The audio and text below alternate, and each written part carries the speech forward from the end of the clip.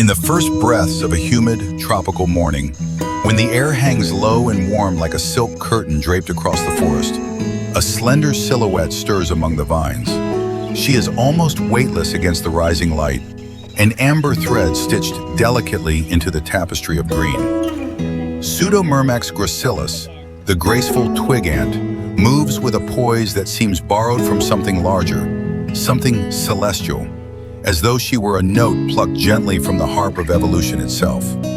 Her body is elongated, narrow as a whisper, legs fine as tensioned wire, antennae sweeping through space with the calm precision of an experienced navigator. And though she appears fragile, almost breakable, she carries the quiet power of a lineage refined by millions of years of delicate survival in the canopy, far from the turmoil below. She steps forward onto a tendril of liana no thicker than a pencil lead, yet she moves as if walking a wide and steady road. Her exoskeleton gleams in muted orange-yellow hues, the color of dried grass warmed by afternoon sun. Light glances off her surface in soft, rhythmic pulses as she advances along the living bridge, drawn by faint chemical traces left behind by her sisters.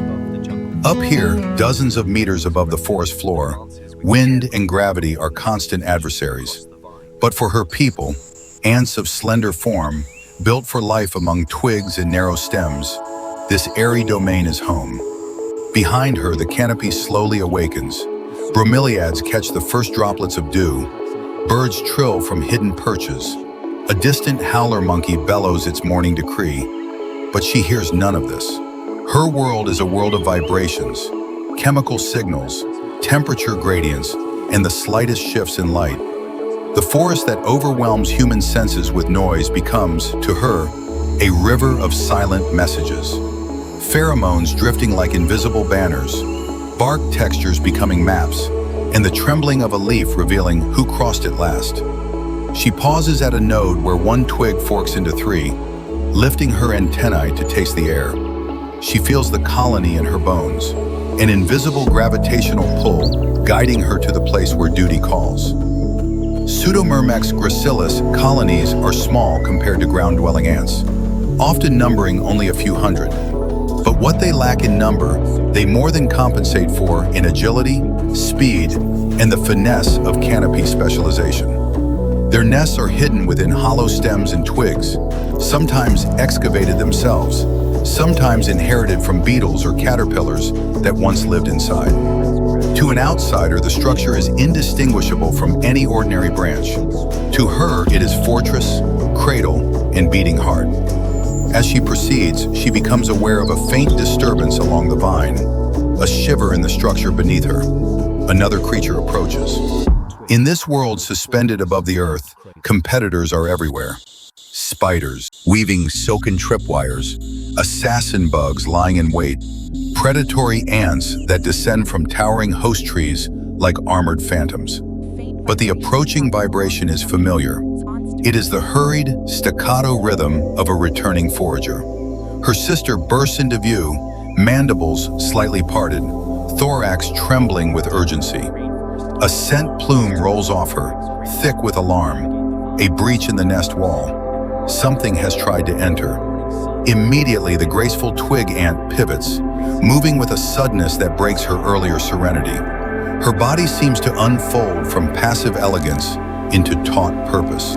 She races along the vine, each step precise, antennae slicing through the air, reading the chemical urgency traced behind the fleeing messenger. To a human eye, the two ants are nearly identical streaks of amber, but in their own perception, each carries a constellation of sense, individual identity, age, task, recent encounters, the colony's food status, encoded in molecules so subtle they would overwhelm human instruments.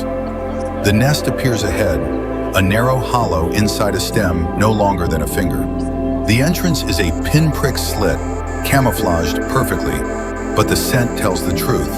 Something has probed here, something large enough to crack the delicate epidermis of the stem. As she approaches, her movements slow. She circles the opening, brushing her antennae across the damaged tissue. The intruder is gone, but the story lingers in chemical echoes. A parasitic wasp, thin, sharp, patient, had tried to insert its ovipositor, attempting to reach the brood within. Such predators are common threats to canopy ants, and in this dangerous architecture of branches and shadows, vigilance is the law of survival. She enters the nest, slipping into darkness. The temperature changes first, cool, even sheltered from the rising heat. Her sisters gather inside, their bodies forming a trembling constellation of motion around the brood chamber. The larvae, pale, curved, fragile, are clustered like tiny crescents of moonlight. The queen stands among them, unusually active, her abdomen pulsing as attendants groom and feed her. The queen of Pseudomyrmex gracilis is not large or imposing compared to queens of more terrestrial species. She is merely a mother, but one whose life thread links the entire colony together. The workers assess the damage quickly. This nest, like many in the canopy, is temporary. The colony often occupies multiple small cavities, moving brood between them according to food availability, predator pressure, humidity, and temperature. Today, the decision comes swiftly. They will relocate. A new cavity must be chosen, and soon. The twig ant emerges once more into the strengthening light.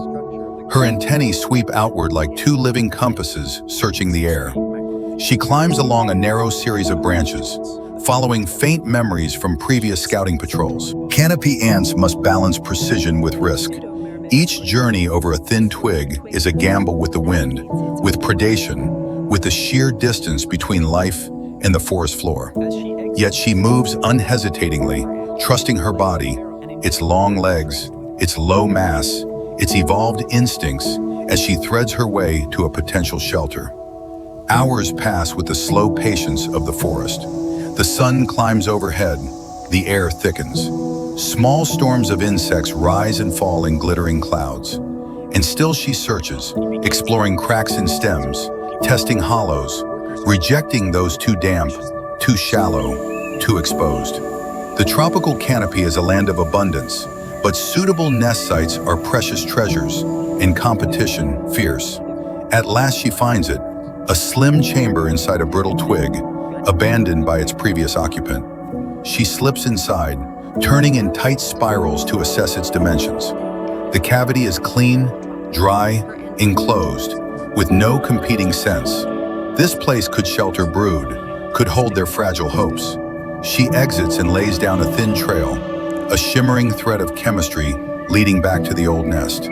This trail is not a command, but an invitation, a message to her sisters that she has found a solution the colony may adopt. As she returns, a light breeze sweeps across the canopy, setting thousands of leaves trembling like scales on a vast green creature. She braces herself, lowering her center of gravity, clinging to the twig until the tremor passes. Her world sways beneath her, but she waits, patient as stone, until balance returns. Only when the forest stills does she resume her determined path. Back at the nest, the relocation begins. Workers gather larvae, gripping them gently with mandibles built not only for defense, but for care.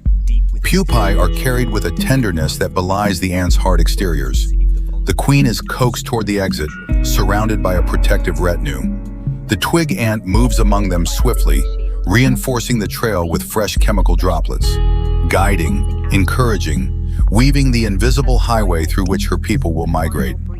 One by one, the workers spill out of the old nest, a procession of amber bodies following the thread she laid.